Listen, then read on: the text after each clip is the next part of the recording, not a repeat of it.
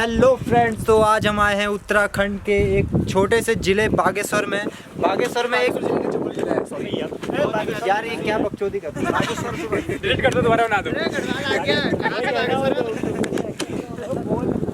दोबारा से करो, दोबारा से करो। चीचा आप बताइए। बहुत ही बढ़िया, हम चमोली आ चुके हैं और अब हम मंदिर की ओर। चमोली जिले में तुंगनाथ मंदिर बहुत ही प्राचीन दशकों से चला आ रहा है ये मंदिर। यहाँ से पूरी 7 किलोमीटर की दूरी पे है जो अभी हमें चलना है। रोड आप देख रहे हैं, लंबी चढ़ाई है, खड़ी पहाड़ी है।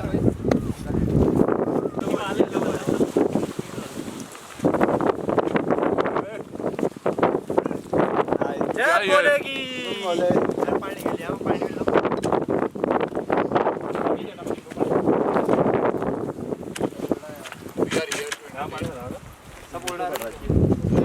हर हर महादेव, हर हर महादेव, हर हर महादेव।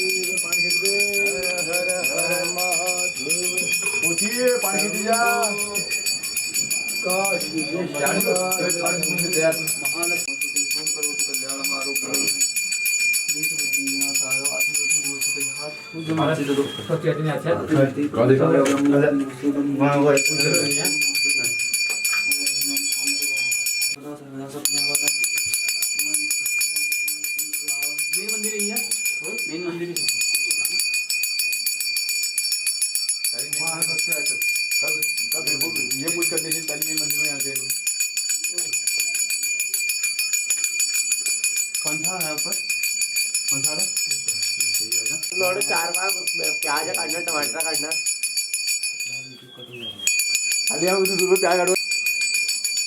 नमामि शमीशान लगा ब्रो। नमामि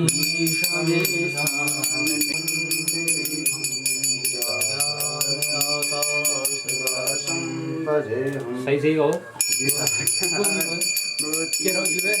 सही मुड़ दियो। चलो यार बात में डालो।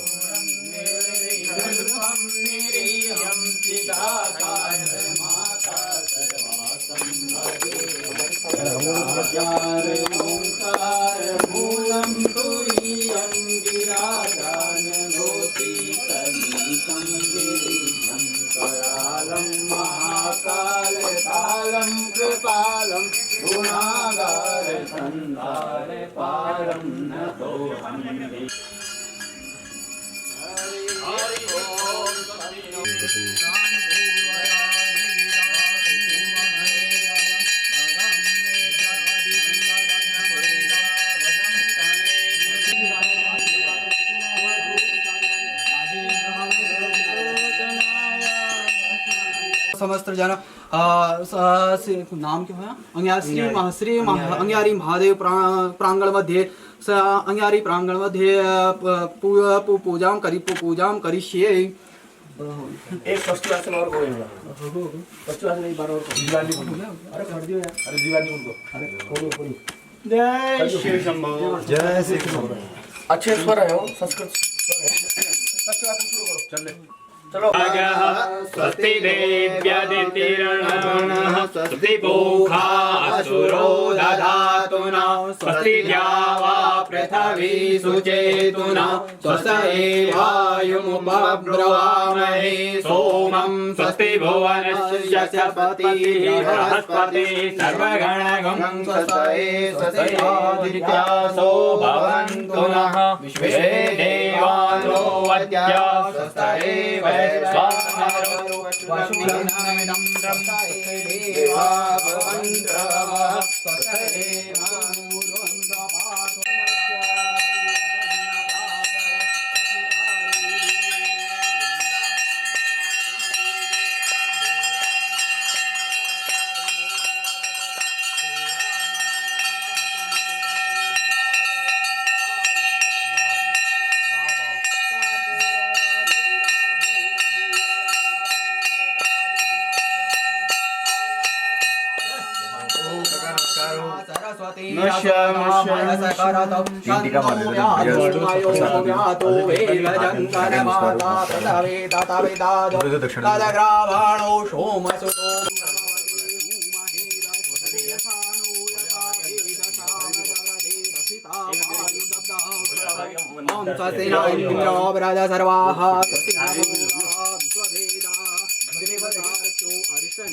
स्वस्तिनो बृहस्पतिर्दधातु प्रखदत्वा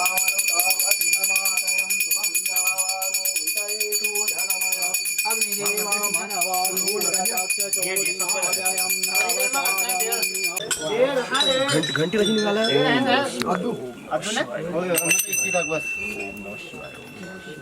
अद्दू बड़ी मार मार ओम नमः शिवाय ओम भैया कितने डेढ़ भैया बैठ बोलिए जय हो जय शिव शंभो काशी विश्वनाथ गंगे हर हर महादेव शंभो काशी विश्वनाथ गंगे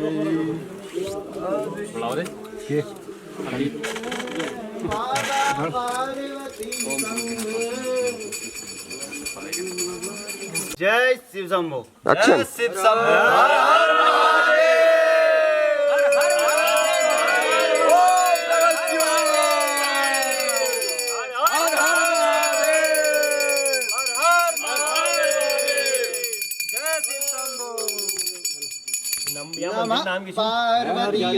अंगारी महादेव की जय। अंगारी महादेव की जय। जय प्रसादी खाओ हर हर महादेव हर हर महादेव हर हर महादेव जय शिव शंभो जय अंगारी महादेव। बातचीत अभी नहीं है ओम नमः शिवाय। तब तक अपना कार्य करते आजा आजा पहले टीका लगा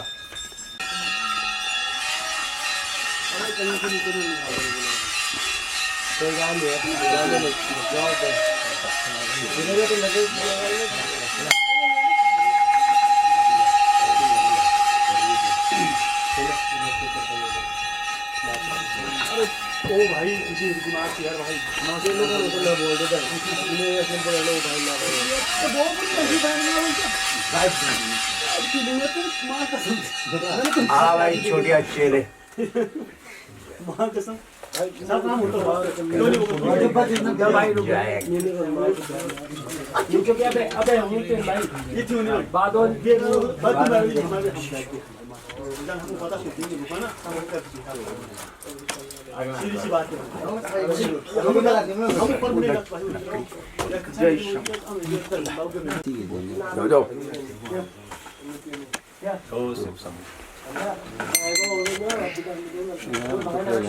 पोज बना देना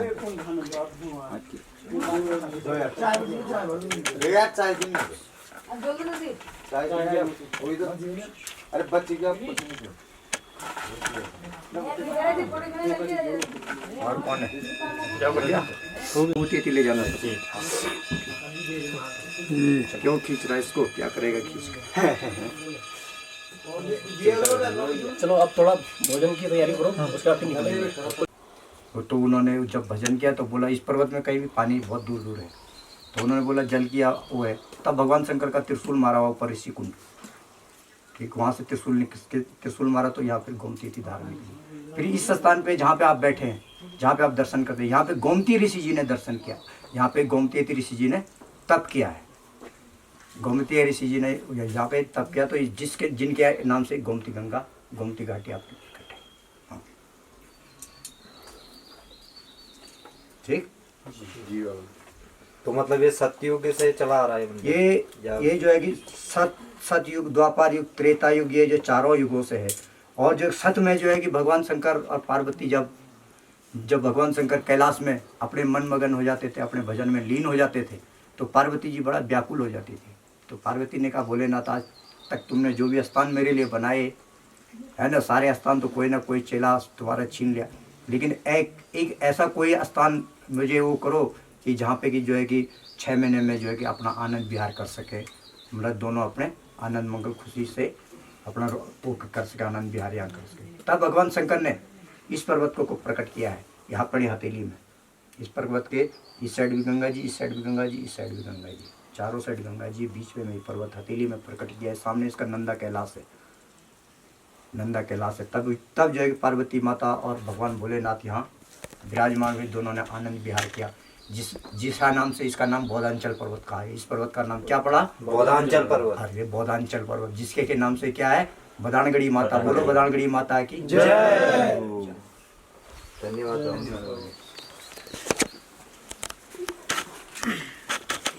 आध्यात्मिक चल रहा तो तभी तो ये संसार चल रहा है। क्या अगर ये आध्यात्मिक नहीं होता तो अभी तक ये कोरोना जैसी महामारी बीमारी है पूरा नष्ट कर देती।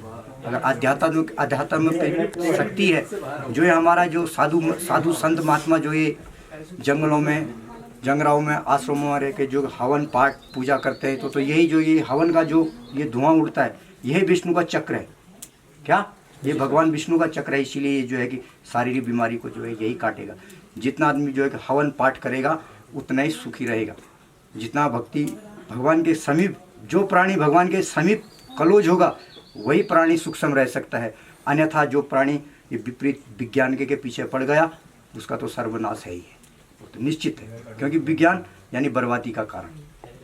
क्या विज्ञान हमारी जो है ये पौराणिक जो उसको है सभ्यता, पौराणिक जो चीज़ें हैं भगवान का जो है उसको सब नष्ट कर रहा है विज्ञान। आज विज्ञान ने ये जो बर्बादी हो रहा है किसने किया? विज्ञान ने किया। अगर साधु संत महात्मा अगर उस पर सर्च करते तो उसका जरूर उद्देश्य है। जैसे रामदेव ने इसका दवाई निकाल दिया था, सबने उसकी आवाज़ दबा दी। साधु तो संत महात्मा को तो होने ही नहीं दे रहे। जैसे यहाँ अंगारी रे महादेव में आज अभी मेरे को 5वां साल हो गया यहाँ पे, ये जरूर डालियो लैब में, ठीक। ये मेरे को आज 5वां साल हो गया यहाँ पे। 5वां साल में मेरे यहाँ पे कोई बागेश्वर डिस्ट्रिक्ट में है, लेकिन यहाँ का कोई ना तो ब्लॉक प्रमुख हमारी यहाँ पे मदद कर रहा है, ना यहाँ का शासन प्रशासन मदद कर रहा है, ना तो बागेश्वर डिस्ट्रिक्ट का एसडीएम डीएम कोई मदद कर रहा है।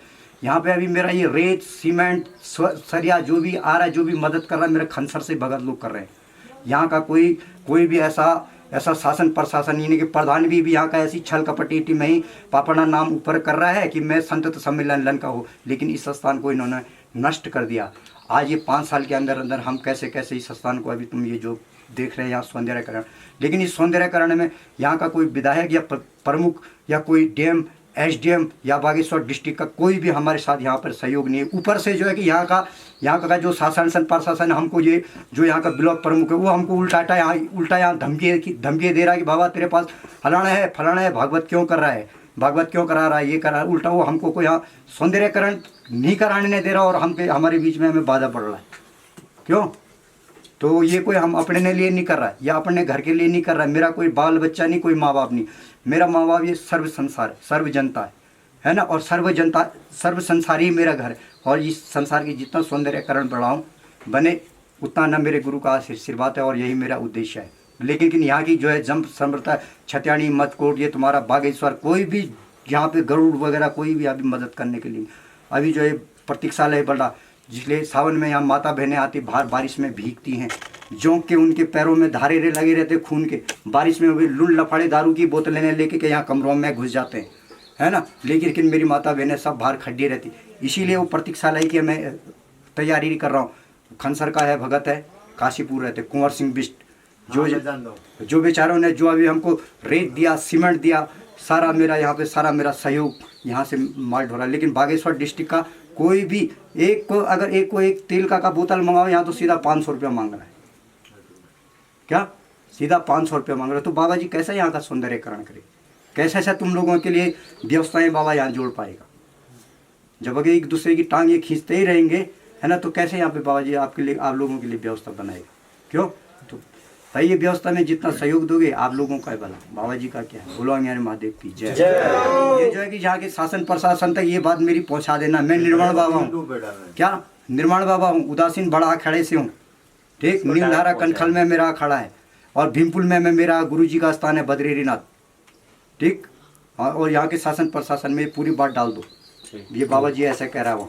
अपना जो आध्यात्म है उसको अगर अपनाएं तो क्यों नहीं भारत ये सारा हिंदुत्व भी अपना कायम रह सकता है और अपनी जो जनसंप्रदा सारा जो है कायम रह सकता है। क्योंकि जाति विरोध ये तो फिर सर्वनाश का कारण है, क्यों ये। हाँ, और बाकी भारी जो है भारी देश तो चाहेगा दूसरे को कमजोर करने, क्यों, क्योंकि भारत देश अभी सबसे आगे भी है और हर चीज़ में सब चीज़ का हो, तो इसीलिए हर देश अभी उसको कैप्चर करना सोच रहा है। जैसे अमेरिका को बोला, अमेरिका का कौन सा वो कर रहा है, वो भी तो पीछे से चाइना को हिट दे रहा है कि मैं इधर दोस्ती करता हूँ, इसकी पूरी पोल तेरे को आपको बताता हूँ, तो इसके लिए हथियार बनाते रहे बाइडन और क्या वही है जो है कि राजनीति का चल रहा।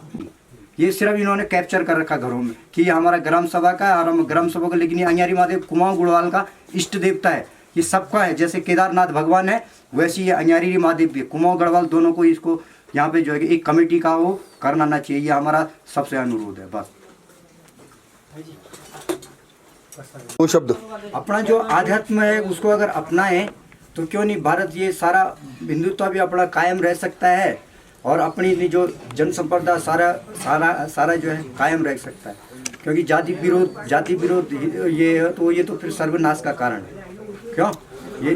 हाँ, और बाकी भारी जो है भारी देश तो चाहेगा दूसरे को कमजोर करने, क्यों, क्योंकि भारत देश अभी सबसे आगे भी है और हर चीज़ में सब चीज़ का हो, तो इसीलिए हर देश अभी उसको कैप्चर करना सोच रहा है। जैसे अमेरिका को बोला, अमेरिका का कौन सा वो कर रहा है, वो भी तो पीछे से चाइना को हिट दे रहा है कि मैं इधर दोस्ती करता हूँ, इसकी पूरी पोल तेरे को आपको बताता हूँ, तो इसके लिए हथियार बनाते रहे बाइडन और क्या वही है जो है कि राजनीति का चल रहा।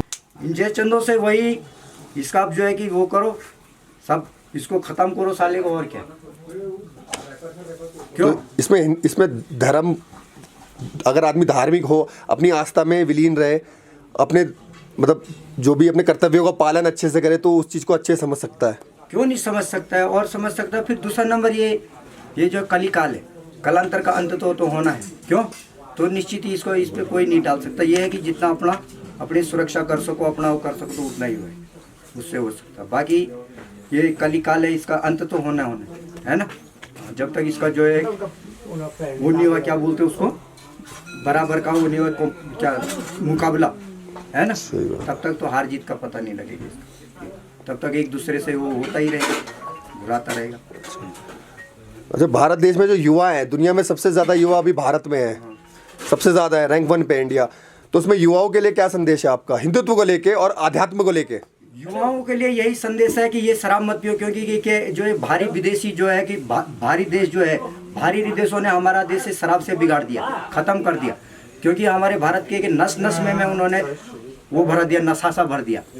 क्यों, क्योंकि इसीलिए हमारा भारत का जो है कि युवा तो बहुत अच्छा है, उनका जो है कि आगे का सब चीज़, आगे की उम्मीदें भी है, जोश भी है, जुनून भी है। लेकिन क्या, ये जो नशे ने नहीं, भारत का युवा को सब खत्म कर देगा। और जितना अगर ये युवा अगर नशा को ख़त्म करे, नशा को छोड़े, तो क्यों नहीं युवा आगे रहेगा, परम उसकी जीत निश्चित है।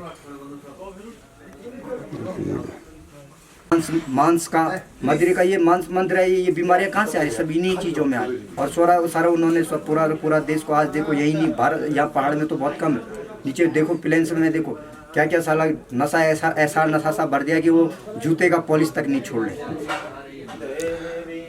और अपने धर्म पद से भटक रहे हैं, धर्म का पालन नहीं कर रहे हैं, प्रचार भी नहीं कर रहे हैं। धर्म का पालन करेंगे कहाँ से करेंगे, उनके के ऊपर दुर्बुद्धि का रस पहले ही पिलाया जा रहा उनको। क्या, उनको जो है सबसे पहले दुर्बुद्धि का ही रस पिलाया जा रहा, तो दुर्बुद्धि का रस पिलाएंगे तो सद्बुद्धि कहाँ से आएगी उसको, धर्म ज्ञान कहाँ से वो करेगा। क्या धर्म ज्ञान क्या बात वो कहाँ से करे? वो तो लगाया उसने तो बेहोश हो गया। बेहोशी में तो आदमी कुछ भी करता है। ये मतलब आजकल के युवाओं में धर्म का पालन करने में और उसका प्रचार करने में इन्हें शर्म आती है। शर्म आती है, धर्म का प्रचार करने में शर्म आती है। और जो है कि फेयर एंड लवली लगाने, वो हेमा मालिनी का वो क्या ना जो आजकल की हीरोइन है, उसका प्रचार करने में उनको आनंद आता है, क्योंकि वो अपने आप को बड़ा हौसले वो समझते हैं क्या। और अपना हिंदुता का जो है कि उसको करने में, प्रदर्शन करने में शर्म लगता है। कोई गरीब है, दिन दुखी है, उसको उठाने में शर्म आता है ना। लेकिन कोई साई कितना भी हो, उससे की जो उसका जो वो करने में बहुत आनंद आता है, क्योंकि दुर्बुद्धि के तरफ है ना, दुर्लक्षण है। तो स्वामी जी जो आध्यात्म है ये इनको इस मानसिक गुलामी से बाहर निकाल सकता है? मानसिक गुलामी से तभी बाहर निकाल सकता है जब तक ये नशा खत्म ना हो। जब तक ये नशा खत्म ना हो तब तक ये जो है कि उसमें नहीं आध्यात्मिक में नहीं आ सकते, क्योंकि ये नशा जो है नशा विपरीत कर देता है। आध्यात्म का जो मार्ग है उस मार्ग से भटका देता है, विपरीत मार्ग को कर देता है। तो जब तक ये नशा रहेगा तब तक आध्यात्म की तरफ नहीं जा सकता, क्योंकि उसमें विपरीत बाधाएं आती रहेगी उसकी। और लोभ लालच भी सब, और फूट, आपस की फूट, सब इसी से बुद्धि का विनाश करती है। सब इसी से, सबका कारण है नशा।